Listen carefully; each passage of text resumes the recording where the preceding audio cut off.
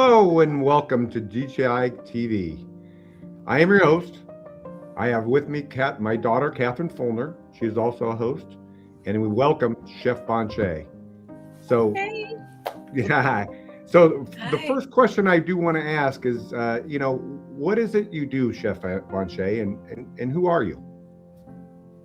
Well, what I do is I am a gourmet chef. I'm an event planner. I am a notary. I'm an officiant for weddings. I'm a wedding planner. I'm just a overall event orchestrator.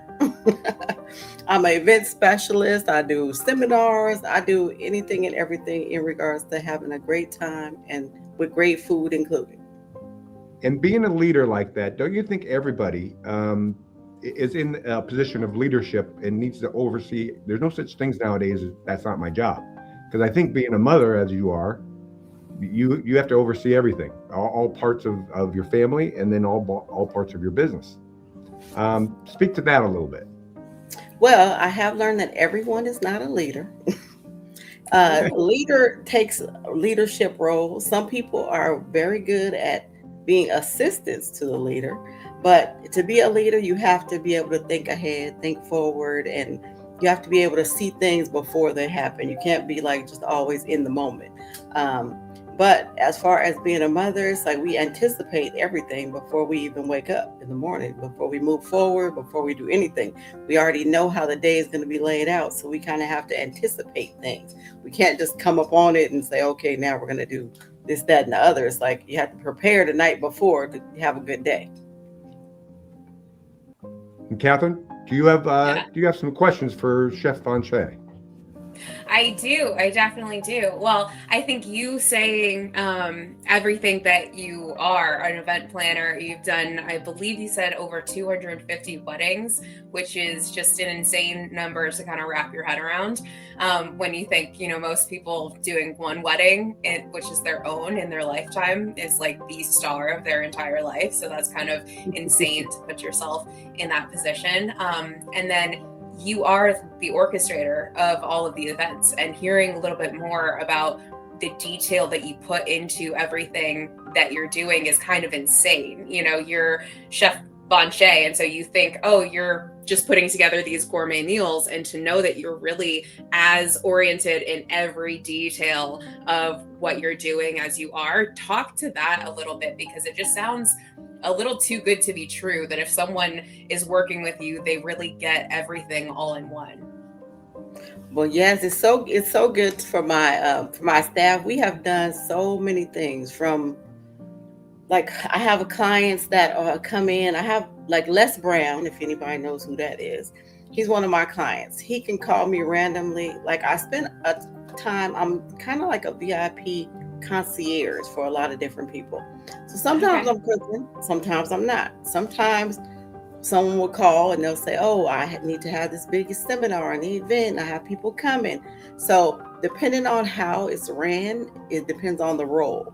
First of all, I take the initiative to be like, "Okay, so what do you want to have at this event? You want to have food? You want to have drinks, people, music?" So I have to find out like what it is that you want to have at a wedding, at an event, at a seminar. I need to know a timeline. I put together what we're going to do, how long everything's going to take, what time we're going to eat, how many people, when the invitation goes out. So it's like I'm really a control freak. That's the thing. I just like to Which be is in really good for control. someone in your position. That's what you want when you're hiring someone. Yeah. Yes, I'm in control of everything. Like, okay, it's like someone would come with an idea and they're just like, okay, we want to have a seminar. I'm like, okay, so when, where, how, what time, how many people, when are we gonna have it? What do you want music? Do you want food? Do you want lunch, dinner, snack, like drinks? What are we gonna have? Once we Yeah. run down all of that, then I can put it together. And I put it together in a way that flows. So the person who just mentioned it, now they have a full event going on for 3 days. We're at a hotel, we're in the conference room, and we have a lot of different things moving. And sometimes I'm just doing one thing, sometimes I'm doing everything, and I'm behind the scenes making sure everything works out right. So it's like I get so many calls after the 35 years. Sometimes I can just go sit next to Les Brown and help him out with his situation, whatever's going on. Yeah. You know, like, what do you need from me? Like, oh, I'm gonna bring you your green smoothie and I'm gonna sit here and make sure everything's cool. And when you get ready to leave, I'm going to make sure everybody leaves you alone, and then you're going to come back. Then next week, you might call and say, can you do my birthday party? And I might be there with my whole chef team. They're doing the birthday party. So it could be literally anything. Okay. And what drew you to something? I mean, because most people would be so overwhelmed just listening to you and everything that you do. And, it seems like such a passion for you. So what drew you to this kind of work that is so demanding? I think maybe because I'm like the firstborn child of 7. Okay. Yeah, that'll do it. Yes. I kind of had to like do everything. And even when I was growing up, like we used to have I used to orchestrate like talent shows and movie nights. And we had a pool and a skating rink. So I would orchestrate all these big parties. I would like do fundraisers where we have car wash. I would just always take over and just be like, okay, we're going to do this. And everybody will listen to me. So I'm like, come on, everybody. So I've been just doing that like all of my life. Like I just take over and I just want everybody to be better. I want everybody to have fun.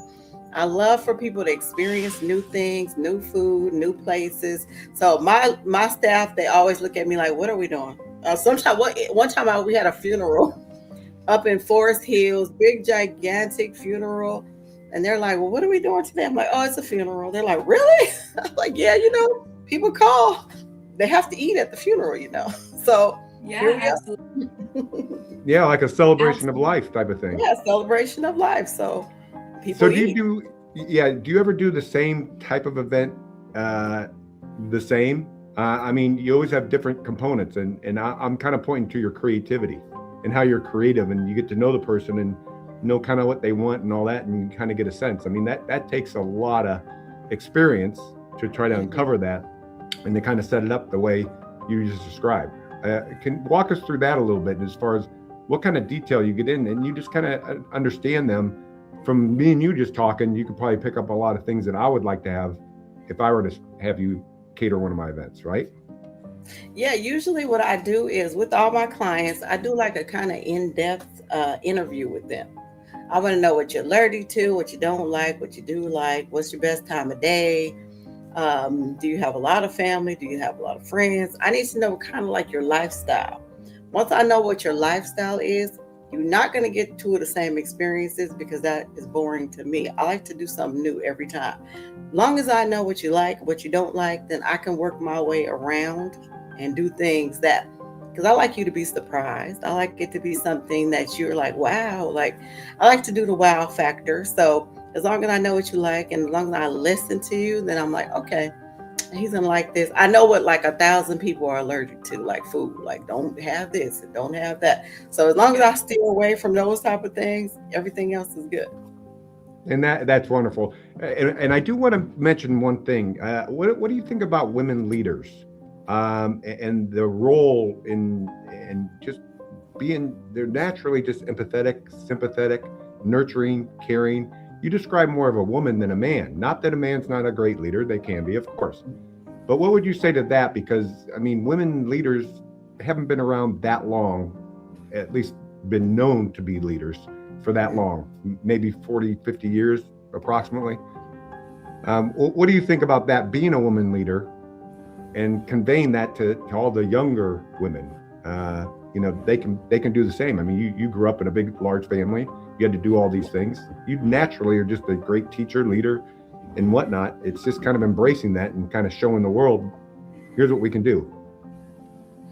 Well, to me, a leader is anybody who wants to take charge with integrity. Like you have to be a person who looks at other people and says, that you want to lead people into a good direction. So to me, women leaders, as long as we are able to lead our family, lead our children, and lead our community, then we can lead anybody in the world because everybody comes from somewhere. Everybody's a part of a family. You just have to have the integrity to be able to be a good leader, that no one has to be watching you for you to do the right thing. And how do you build leaders out of others? What is kind of your approach to that and building leaders? Because the great people obviously build leaders, and you've obviously built a great organization. How do you build leaders amongst your team? Well, yeah, I do teach them integrity. I teach them to be on time. I teach them to be mindful of everything that's going on around them. I teach them to embrace their strengths. I never let a person do something that they're not strong at. Like if they say, "Oh, I'm scared of that. I don't want to do that." So I'll put you into that slowly, but everybody has something within them that is more strong than others. So I use those strengths and I put them in something that they're very strong. Some people don't like to do certain things, so I kind of keep away from that because I don't want them to be set up for failure. So to me, if a person tells you, I really like to be in charge of this or that, that's where you build them up in that area. And that way it keeps them strong, keeps them authentic. And then it's not like work to them either. Sometimes you force people to do things that they don't know how to do. And then now it's work. And then now they hate it. And then now they're not doing a good job. Yep. Yeah, That's and great. what I love about that is it's a combination of you from an outside perspective noticing what people are good at and also their self-identified, areas of strength. And I love that you kind of mesh those two together. And I'm sure there's a little bit of, oh, wow, I really love being around people. And you're thinking, okay, you're so not a people person, and having to kind of manage that as well. And so Yes. I love that you focus on both aspects. It's not just what you see, but it's also what they identify as, and you want it to be that area where it doesn't feel like work to them. And I love the description that you just gave. Thank you. And then what I do is I communicate very well with them. Like before we have any event, we have several meetings. Like I have a whole layout. As a project manager, I actually was a project manager for Verizon. But as a Oh, no way. project manager, I put together the whole project with a timeline, all the people involved, everybody's duties and responsibilities. If we meet before an event, it could be an event with 1,000 people. Sometimes people would say, "You guys aren't even talking to each other." Like I said, but everybody knows what to do. No one is coming to me asking me anything because I told you yesterday, this is what Yep. your job is for the day. So you don't have to come ask me. You might ask me to come check or see, but everybody's kind of on their own doing what they are supposed to do because we've already spoke about it, met about it, and got clarity of everybody's position. Yeah. And I think what you're touching on is something that we talk about all the time, which is proper communication. And, Mhm. one thing I learned when I forget, it was in a leadership development course of some kind.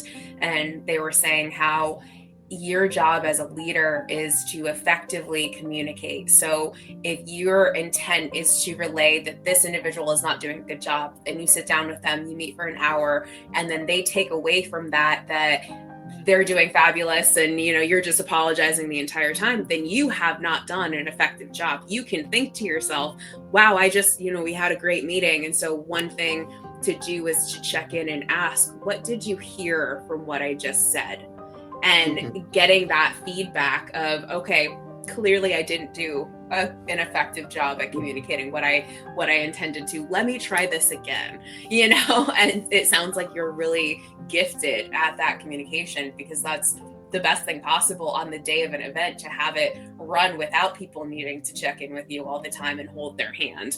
It sounds like you kind of do that build up process and you set the stage so that doesn't need to happen on the day of. Yeah, and sometimes I apologize on the day and I say, okay, I'm gonna be giving orders from here on out. I've already said sorry. I've already apologized.